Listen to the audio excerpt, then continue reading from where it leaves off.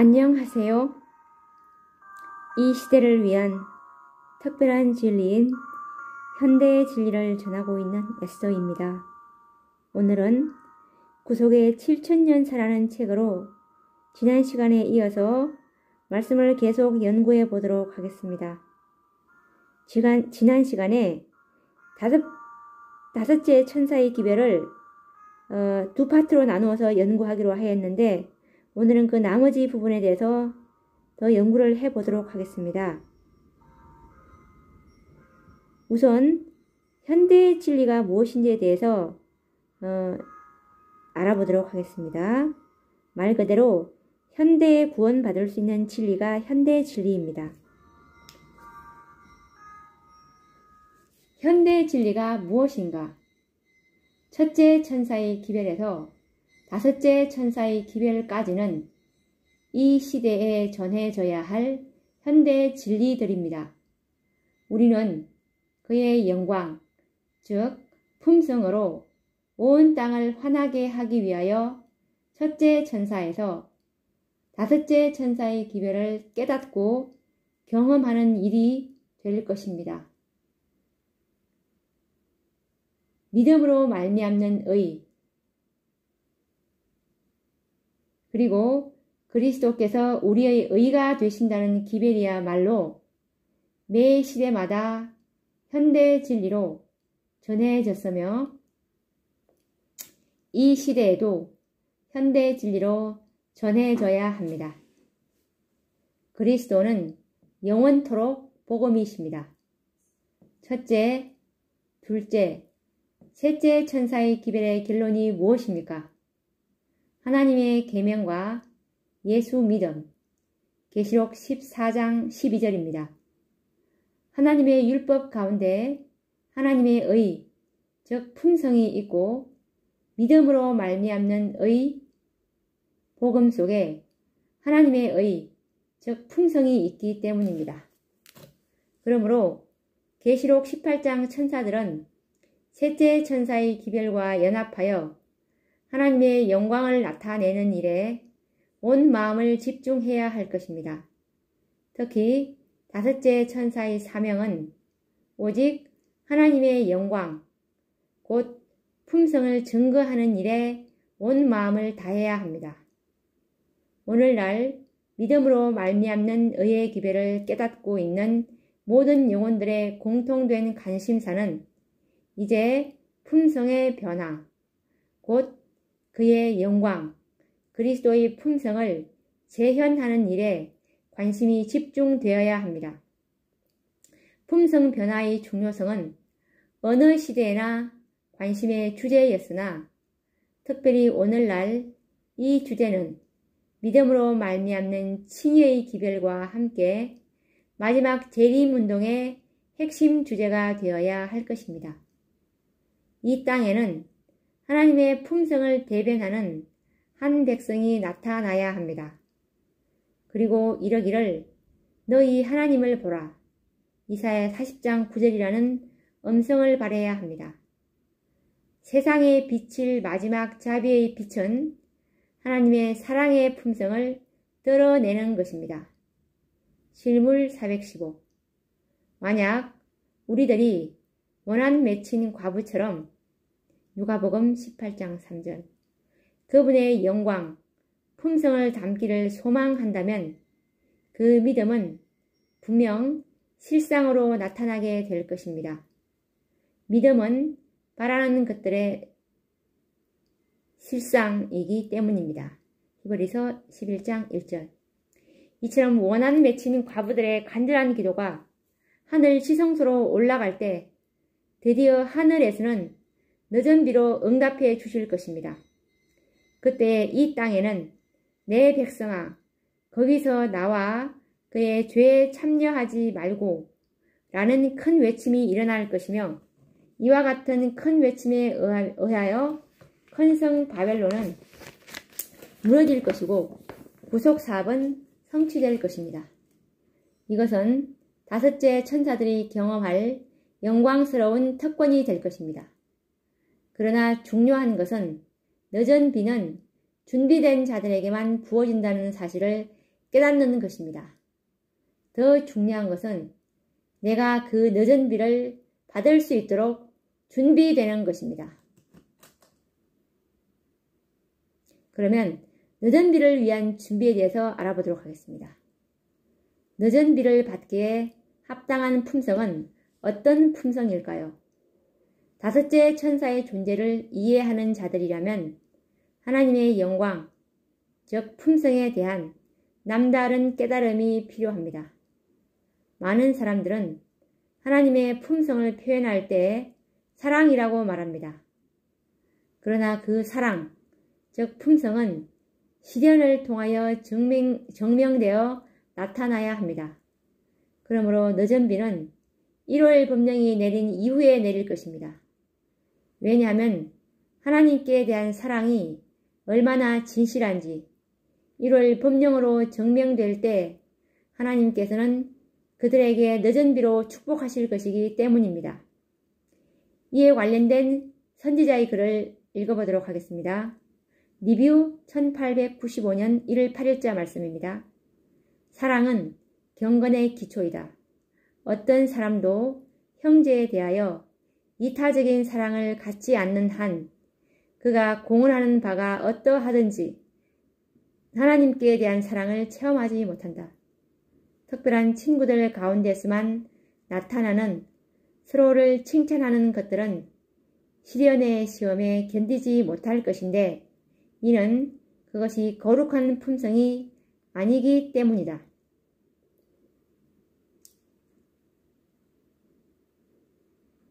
그리고 늦은 비가 언제 내리는 것인지 1월 법령 뒤에 내린다는 것에 대한 관련된 말씀을 또 읽어드리겠습니다. 초기 문집 85페이지 말씀입니다. 그때 땅 위에는 대환란, 즉 1월 법령이 이르러 오겠고 열방들이 분노할 것이나 셋째 천사의 기별을 방해하지 못하도록 저지당할 것이다. 그때 늦은 비 혹은 주의 앞으로부터 새롭게 함이 이를 것이며 셋째 천사의 목소리를 높일 힘이 주어질 것이다. 그리하여 마지막 7 재앙이 부어질 때 성도들이 피하여 설 수 있도록 준비시킬 것이다. 초기 문집 85. 이제 모든 것은 확실해졌습니다. 다섯째 천사의 사업과 목표가 분명하게 드러났습니다.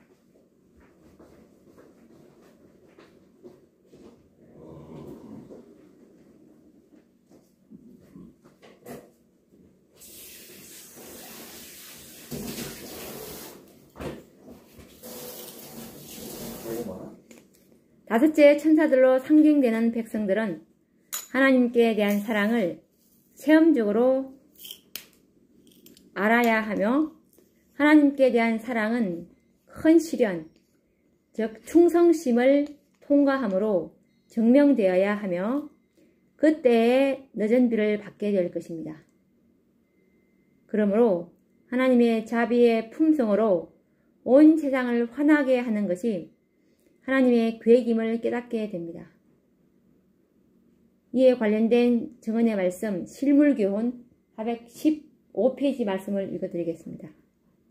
세상의 빛일 마지막 자비의 빛, 곧 세상에 전파되어야 할 마지막 긍휼의 기별은 하나님의 사랑의 품성을 드러내는 것이다.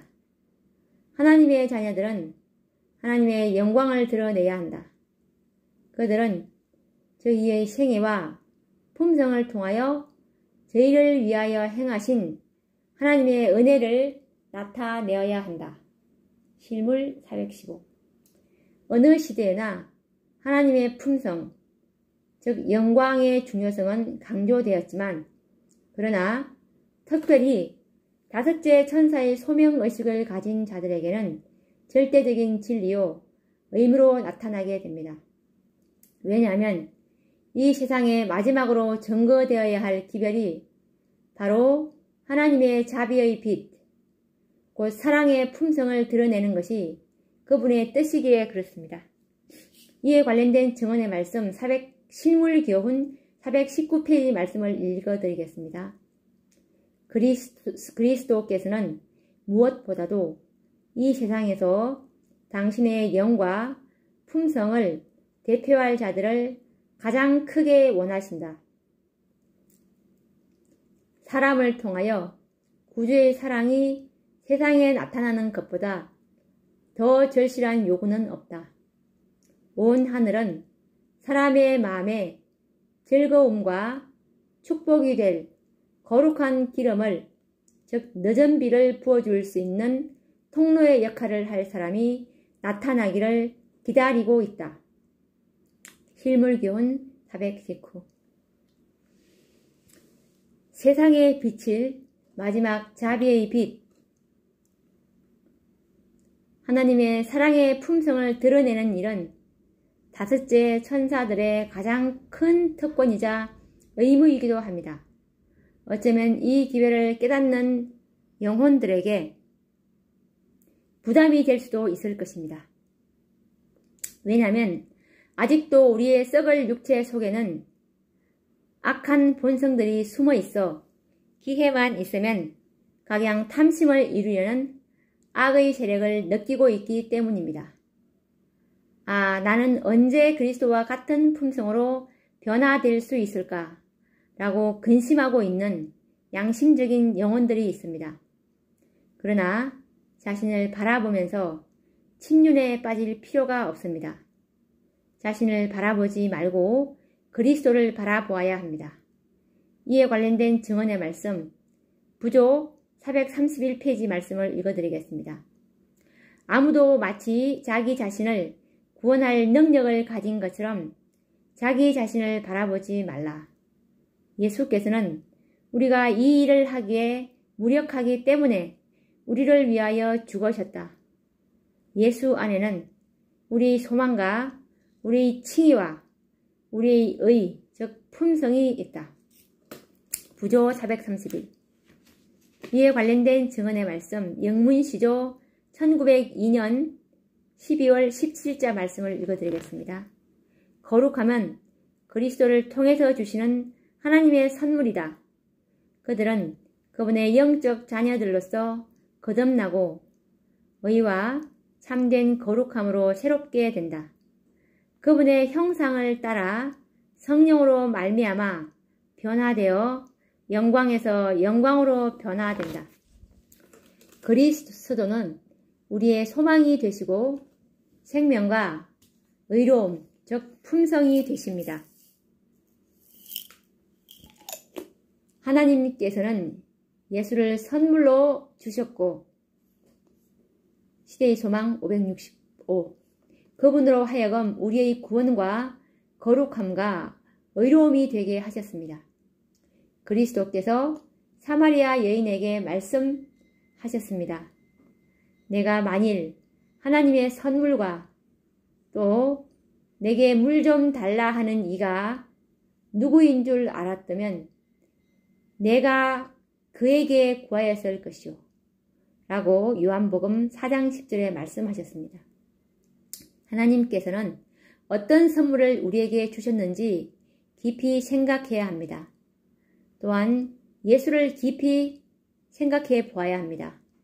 하나님께서는 그리스도 안에서 우리를 위한 큰 선물을 예비하셨음을 발견하게 됩니다. 그러므로 우리는 예비된 선물을 믿음으로 받아야 합니다. 우리에게는 온 땅을 그의 영광, 즉 품성으로 환하게 하는 큰 능력과 권세 있는 복음이 주어졌습니다. 그 복음은 계시록 18장에서 발견하게 됩니다.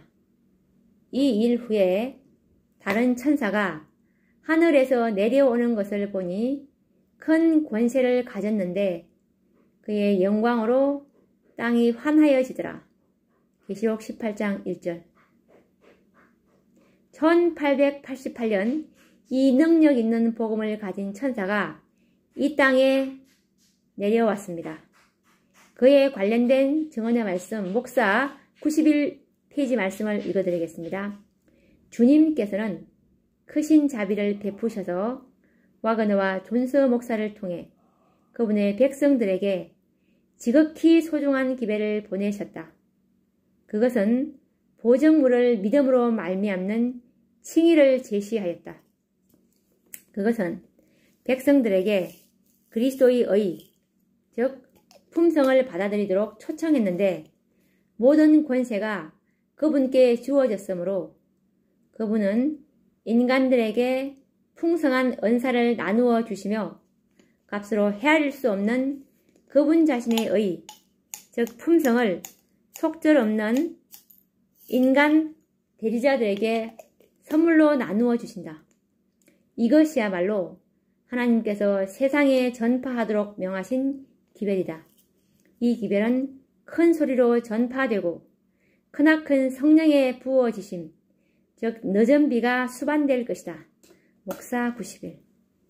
매우 소중한 기별이 우리에게 주어졌습니다. 그리스도께서는 자신의 의, 곧 품성을 받도록 초청하시면서 값으로 헤아릴 수 없는 그분의 의, 즉 품성을 속절없는 인간 대리자인 우리들에게 나누어 주시겠다고 제의하셨습니다. 곧 자신이 개발하신 완전한 품성을 칭의, 즉 구원의 방법으로 선물로 주시겠다는 말씀입니다. 이 얼마나 놀라운 복음이며 소중한 기별입니까? 늦은 비를 받기에 합당한 품성을 선물로 받는다는 복음.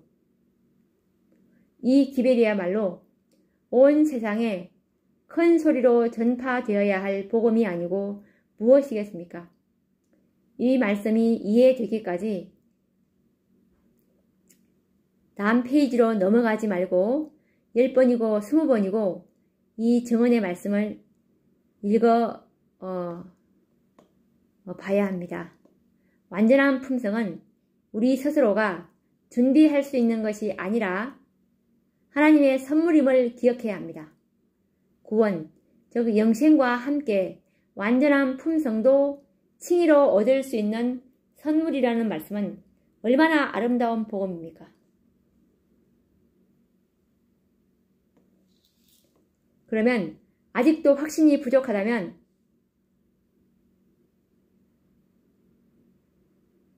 정말 확신 있는 말씀, 증언의 말씀을 읽어드리겠습니다. 시대의 소망 762페이지에 나오는 말씀입니다. 읽어드리겠습니다. 율법은 의, 즉 의로운 생애, 완전한 품성을 요구하지만 인류는 그 요구에 미칠 수 없다. 인류는 하나님의 거룩한 율법의 요구를 충족시킬 수 없다. 그러나 그리스도께서는 인간으로서 지상에 오셔서 거룩한 생애를 사시고 완전한 품성을 개발시키셨다. 그리스도께서는 그것을 받고자 하는 모든 자들에게 값없이 선물로 주신다. 그분의 생명은 사람들의 생명을 대신하신다. 그리하여 그들은 하나님의 관용하심을 통하여 과거의 죄를 용서받는다. 뿐만 아니라 그리스도께서는 하나님의 속성을 사람들에게 불어 넣으신다. 그분은 인간의 품성을 거룩하신 하나님의 품성을 따라 형성하시어 영적인 힘과 아름다움을 지닌 훌륭한 건물이 되게 하신다. 그리하여 바로 이 율법의 의가 그리스도를 믿는 자에게서 성취된다. 하나님께서는 자기도 의로우시며 또한 예수 믿는 자를 의롭다 하실 수 있으시다. 로마서 3장 26절. 지금 읽어드린 말씀은 시대의 소망 762페이지에 나오는 말씀입니다. 인간 스스로 의로운 생애, 완전한 품성을 준비하기란 불가능하다는 사실을 인정해야 합니다. 결코 율법의 요구를 우리는 이룰 수 없습니다. 그러나 우리는 완전한 품성의 소유자가 되어야 합니다. 그렇다면 그 품성을 우리는 어떻게 소유할 수 있을까요? 믿음으로 말미암아 구원을 얻는 동일한 방법으로 완전한 품성도 얻어야 하는 것입니다. 그리스도께서는 인간으로서 지상에 오셔서 거룩한 생애를 사시고 완전한 품성을 개발시키셨다. 그리스도께서는 그것을 받고자 하는 모든 자들에게 값없이 선물로 주신다. 아, 이 얼마나 놀라운 선물입니까? 이 복음을 듣는 자들이 어린아이와 같이 이 진리를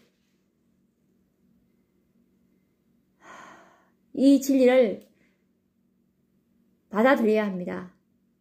할렐루야, 아멘이라고 우리가 이 말씀을 입으로 시인해야 합니다.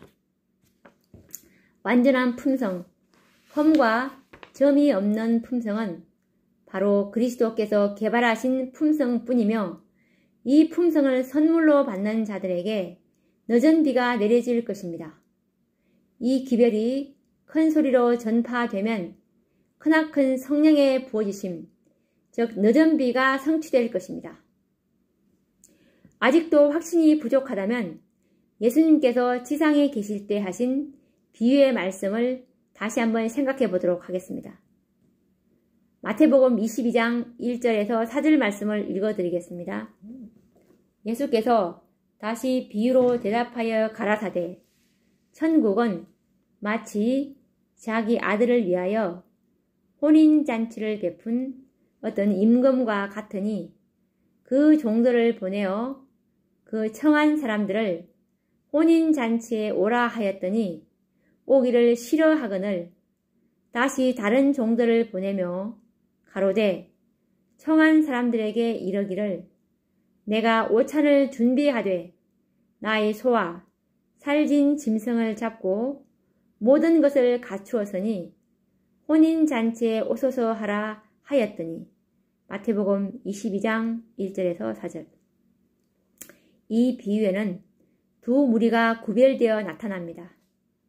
첫째 무리는 초청장을 보내고 종들을 보내어 모든 것을 갖추었으니 혼인잔치에 오소서라고 초청을 보냈으나 그들은 오기를 거절하고 각자 자신의 일을 보려고 나갔습니다.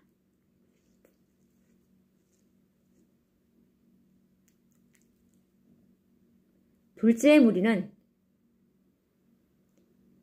초청을 받고 잔치 자리에 온 것이 아니라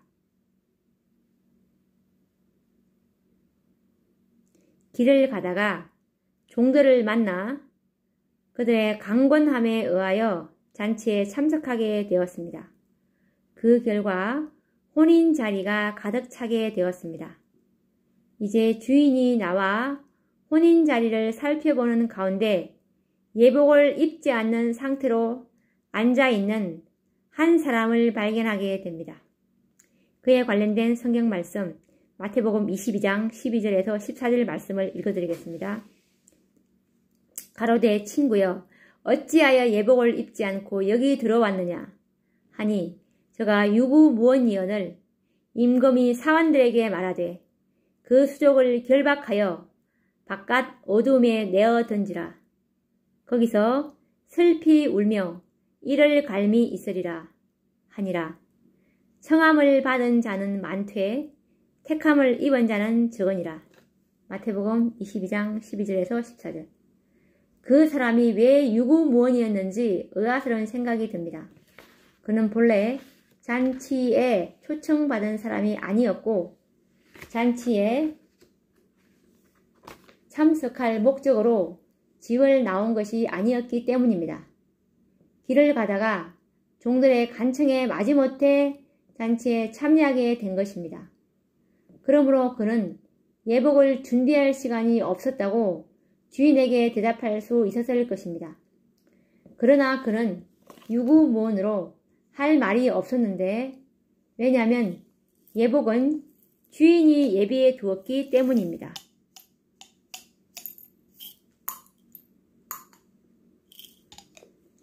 실물교훈 309페이지 말씀을 읽어드리겠습니다.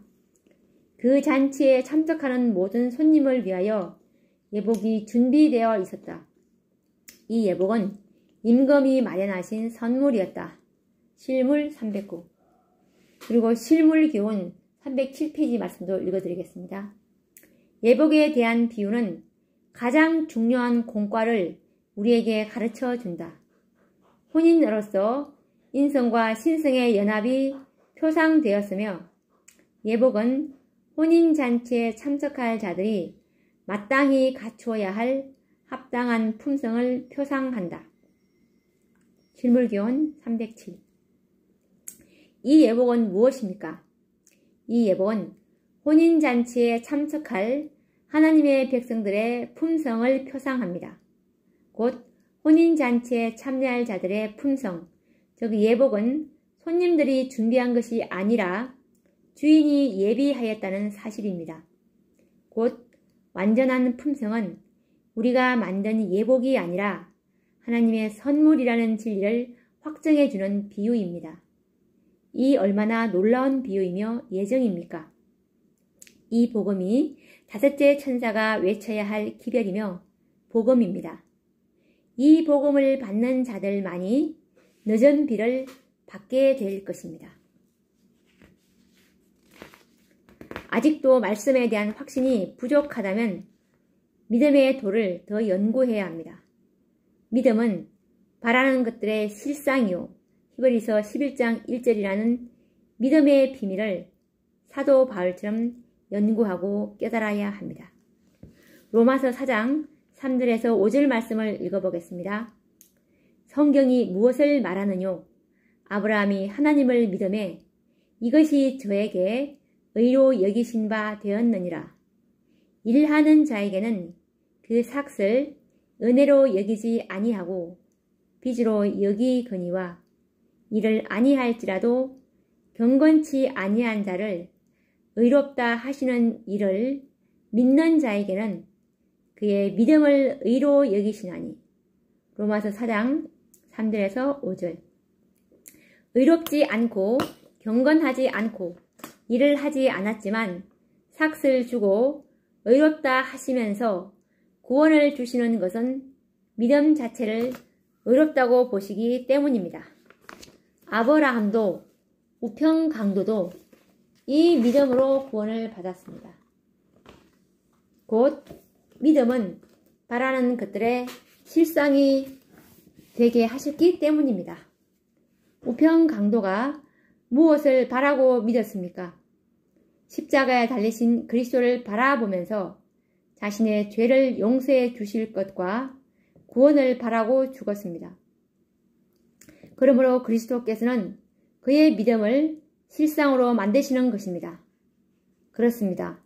우편 강도의 믿음을 실상이 되게 하신 것처럼 우리의 믿음도 실상이 되게 하실 것입니다. 그렇다면 우리는 어떤 것을 바라고 소원하는 믿음을 갖고 있습니까? 구원 얻기를 원하십니까? 그분이 실상이 되게 하실 것입니다. 그리스도와 같은 품성의 소유자가 되기를 원하십니까? 그 품성이 선물임을 믿습니까? 그렇게 믿는다면 그분은 반드시 실상이 되게 하실 것입니다. 그리스도께서는 우리의 믿음 자체를 실상으로 보십니다. 왜냐하면 믿음을 실상이 되게 하는 것은 우리 자신의 일이 아니요 그리스도께서 친히 이루실 것이기 때문입니다. 확실하지 않습니까? 그러면 다시 한번 시대의 소망 762페이지 말씀을 다시 한번 더 읽어드리겠습니다. 율법은 의, 즉 의로운 생애, 완전한 품성을 요구하지만 인류는 그 요구에 미칠 수 없다. 인류는 하나님의 거룩한 율법의 요구를 충족시킬 수 없다. 그러나 그리스도께서는 인간으로서 지상에 오셔서 거룩한 생애를 사시고 완전한 품성을 개발시키셨다. 그리스도께서는 그것을 받고자 하는 모든 자들에게 값 없이 선물로 주신다. 그분의 생명은 사람들의 생명을 대신하신다. 그리하여 그들은 하나님의 관용하심을 통하여 과거의 죄를 용서받는다. 뿐만 아니라 그리스도께서는 하나님의 속성을 사람들에게 불어넣으신다. 그분은 인간의 품성을 거룩하신 하나님의 품성을 따라 형성하시어 영적인 힘과 아름다움을 지닌 훌륭한 건물이 되게 하신다. 그리하여 바로 이 율법의 의가 그리스도를 믿는 자에게서 성취된다. 하나님께서는 자기도 의로우시며 또한 예수를 믿는 자를 의롭다 하실 수 있으시다. 시대의 소망 762. 그분의 생명은 사람들의 생명을 대신하신다는 말씀과 하나님의 속성을 사람들에게 불어넣으신다는 말씀과 율법의 의가 그리스도를 믿는 자에게서 성취된다는 말씀과 그분은 인간의 품성을 거룩하신 하나님의 품성을 따라 형성하시어 영적인 힘과 아름다움을 지닌 훌륭한 건물이 되게 하신다고 약속하셨습니다. 이 말씀은 허락의 말씀을 믿는 자들에게 그 믿음을 반드시 실상이 되게 하시겠다는 말씀입니다. 곧 그리스도께서 지상에 오셔서 거룩한 생애를 사시고 개발하신 완전한 품성을 값없이 선물로 주신다는 말입니다. 그리스도께서는 우리의 믿음 자체를 실상으로 보신다는 것이 확실합니다. 우리가 온전하지 못하지만 우리가 그리스도의 완전한 품성을 믿음으로 즉 선물로 받아들일 때 이 믿음을 보시고 완전하다고 하시는 것입니다. 그 이유는 그 믿음을 실상으로 만드실 분은 그리스도 자신이시기 때문입니다. 이 믿음의 도의 비밀을 깨닫는 자들은 참으로 복 있는 자들입니다. 구속의 경륜은 하나님의 독생자이신 그리스도를 선물로 주심으로 시작되었고 마침도 그 선물로 마치게 될 것입니다. 모든 것이 은혜요, 선물이라는 말입니다. 그리스도께서는 이처럼 하나님의 선물을 감사히 받는 자들에게는 그 믿음을 친히 실상이 되게 하십니다. 이 믿음의 도를 깨닫게 되면 사단의 능력은 무력해질 것입니다. 이에 관련된 증언의 말씀, 복음 161페이지 말씀을 읽어드리겠습니다. 우리가 그리스도의 의, 즉 품성을 받는 것은 우리의 공로로 인함이 아니오 하나님께서 주시는 값없는 선물이라는 생각은 얼마나 귀한 생각입니까? 하나님과 사람의 원수 마귀는 사람들이 이 진리를 충분히 받아들이면 자기의 힘이 무력해질 것을 알므로 이 진리가 명백히 소개되는 것을 좋아하지 않습니다. 복음 161. 그리고 그의 증은 5권 730페이지 말씀도 읽어드리겠습니다. 구속의 계획은 선물로 시작되어 마치는 것처럼 그렇게 추진되어야 한다. 모든 것이 하나님의 값 없는 선물이라는 사실에 대하여 감사해야 할 것입니다. 우리의 믿음을 실상이 되게 하시기 위하여 그분이 십자가에 죽으셨고 죄 있는 육체를 가지시고 이 땅에 오셔서 완전한 품성을 개발하신 것입니다. 뿐만 아니라 지금도 하늘 지성소에서 우리를 위하여 중보하고 계시지 않습니까? 그가 친히 시작하셨고 그가 친히 이루실 것입니다. 빌립보서 1장 6절 말씀을 읽어드리겠습니다. 너희 속에 착한 일을 시작하신 이가 그리스도 예수의 날까지 이루실 줄을 우리가 확신하노라. 그리고 데살로니가 전서 5장 23절에서 24절 말씀도 읽어드리겠습니다. 평강의 하나님이 친히 너희로 온전히 거룩하게 하시고 또 너희 온 영과 혼과 몸이 우리 주 예수 그리스도 강림하실 때 흠 없게 보존되기를 원하노라. 너희를 부르시는 이는 믿으시니 그가 또한 이루시리라. 그리고 베드로전서 5장 10절 말씀도 읽어드리겠습니다.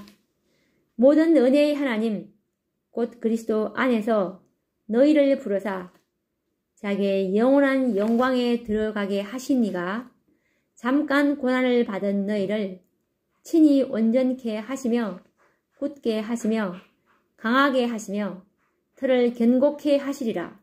베드로전서 5장 10절. 약속의 말씀은 확실합니다. 가라사대 두려워 말고 믿기만 하라. 누가복음 8장 50절이라는 예수의 음성을 기억해야 합니다. 아무것도 염려하지 말고 빌립보서 4장 6절. 순종하기만 하라. 그분께서 이루실 것입니다. 결코 인간 편에서의 노력과 행위의 무용론을 말하는 것이 아닙니다. 자유의 의지와 선택의 자유를 가진 사람들은 그분의 하시는 일에 동의하고 적극적으로 협력, 즉 순종해야 합니다. 주님께서는 결코 강제로 무엇을 행하지 않으십니다. 그분께서는 우리의 도움이 없이는 아무것도 하실 수 없다는 사실을 깨달아야 합니다. 그것은 능력이 부족해서가 아니오 우리를 자유의 의지를 가진 존재로 창조하셨기에 우리의 의지를 존중하시기 때문입니다. 그러므로 우리의 행위 순종은 절대적이요 필수적입니다. 그러나 품성의 변화는 우리의 행위에 있지 않고 전적인 하나님의 은혜요 선물이라는 사실을 잊어서는 안 됩니다. 영원한 생명과 품성이 모두 값없는 선물이라는 복음이야말로 온 세상에 전해져야 할 완전한 복음입니다. 다섯째 천사들은 이처럼 복음을 능력 있고 확실하게 영혼들에게 전해야 합니다. 이런 사랑의 복음을 깨닫는 심령 속에는 반드시 하나님의 사랑이 강권함으로 세상이 감당치 못할 사람들이 될 것입니다. 이때에 풍성한 봄비, 유쾌하게 되는 늦은 비가 준비된 백성들에게 임하여 영광스럽게 구속사업을 마치게 될 것입니다. 그 후에야 모두는 그리스도의 영광스러운 재림을 보게 될 것이며 이렇게 하여 첫째 천사에서 다섯째 천사까지 예언된 복음의 역사와 실상, 경험을 요약하여 보았습니다.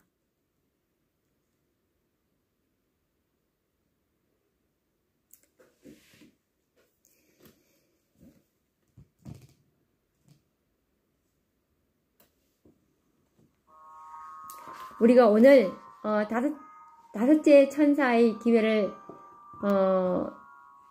다 이제 공부를 해보았습니다. 계시록 18장에 나오는 두 천사의 기회를 연구를 해보았는데